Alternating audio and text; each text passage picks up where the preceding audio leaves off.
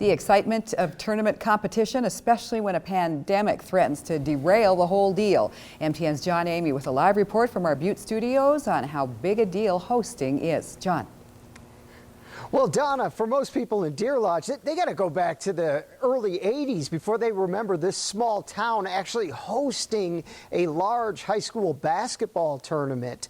But with many bigger cities not hosting tournaments due to COVID-19 concerns, smaller towns are reaping the benefits.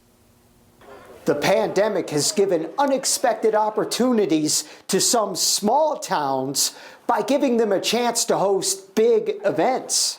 For Deer Lodge, the opportunity came in the form of the Western C Division Girls and Boys Basketball Tournament this week. This small town hasn't hosted a major tournament in many years. And it's good for the whole community. We have lots of our eating establishments, our gas stations. Everybody is benefiting from this, so we're so excited.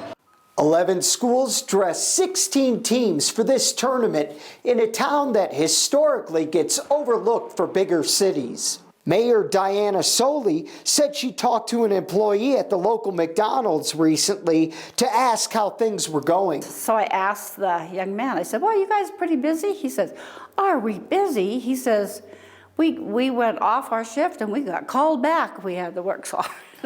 I said, good. Deer Lodge has a handful of restaurants and only 3 motels.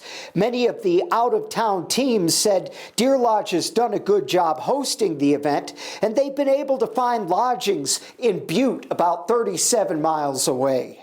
Last night was a little late for supper time. We got back to Butte, and no restaurants were open, and so. Yeah, we had to do takeout from Wendy's.